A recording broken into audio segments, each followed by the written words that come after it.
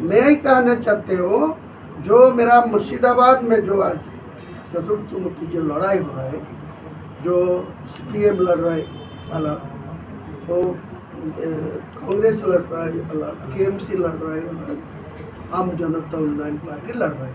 मैं आज के दिन पे फिर एक बार रिपीट कर रहा है, जो मैं 4 तारीख जो नतीजा आएगी, जो रिजल्ट आएगी, मैं 22 से 14 सीट जीत हासिल करके दिखाऊंगी हुमायूं कबीर कौन से आदमी है, कौन से आदमी आए। ममता बनर्जी को याद दिला दूंगी, ये 4 दिसंबर 2025 ने हुमायूं कबीर को जो इनकार किया, जो सस्पेंड किया, इनको जवाब इनको ही देना चाहिए। 20 सीट उनका था, बीजेपी का 2 सीट था, तो बीजेपी का कोई लॉस होगी कोई लाभ होगी वो मेरा देखने का कोई जरूरत नहीं। मेरा चैलेंज है ममता बनर्जी, अभिषेक बनर्जी को হারাঙ্গে কাজে আমি পুরো মুসলমানদের বলবো, আমরা 127টা মুসলমান প্রার্থী দিয়েছি, তাদের সবাই ভোট দিয়ে নির্বাচিত করুন।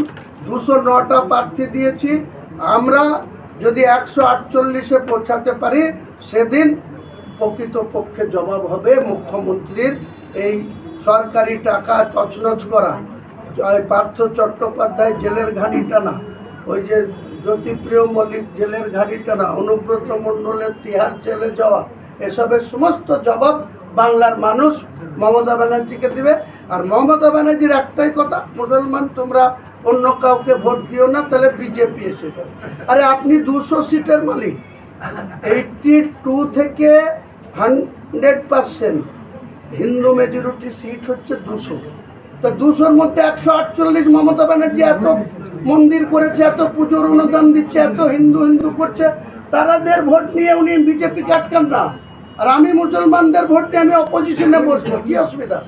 পিসি ভাইপো দুজনাই তো আমার নাম করে কথা বলছে।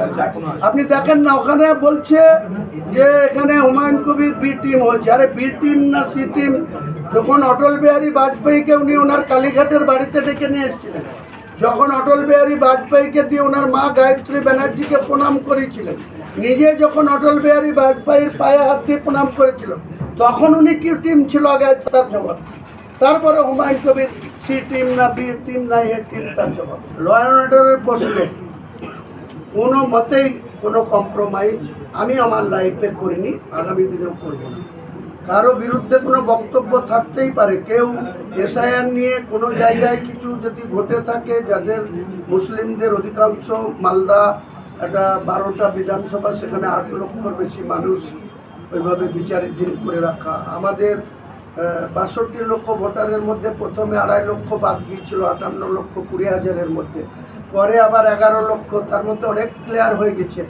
তো তারপরে কেউ ধৈর্য ত্রুটি ঘটিয়ে যদি কোনো জুডিশিয়ালকে বা কোনো অ্যাডমিনিস্ট্রেশনের কোনো অফিসারকে এইভাবে গ্রাউ করে তাদের জীবনহানি ঘটানোর চেষ্টা করে, বা তাদের গাড়ি ভাঙচুর করে, বা তাদের এইভাবে আক্রমণ করে, তাদের বিরুদ্ধে কড়া ব্যবস্থা নেবে, এটাই।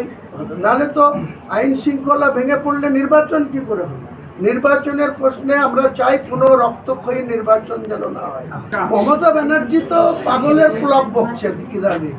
আপনি 8 ঘন্টার বক্তৃতা শুনেন, 10 মিনিট ঠিক থাকে, তারপরে 20 মিনিট আবল তাবল বকে। একটা রাজ্যের মুখ্যমন্ত্রী, সিনিয়র 70 বছর বয়স, তিনি এত পাগলামি করবেন এটা আমরাও কোনোদিন কল্পনা করিনি। তাই এনাদের কথার কি, উনি নিজেই বলছেন আমার সমস্ত ক্ষমতা কেড়ে নিয়েছে কে?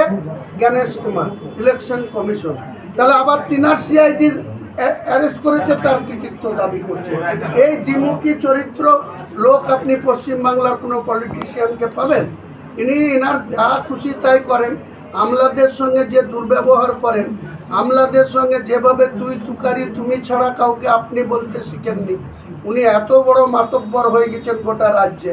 আমরা সিদ্ধার্থ শঙ্কর রায়কে দেখেছি, জ্যোতিবাবুকে দেখেছি, বুদ্ধবাবুকে দেখেছি। বিদায় মুখ্যমন্ত্রী হবে হবে হবে। আগামী 4ঠা মে ওনাকে আমি নিজে এসে রাত্রিবেলায় ওনার গাড়িতে করে ওই দীঘাতে জগন্নাথ ধামে পৌঁছে দিয়ে আসবো।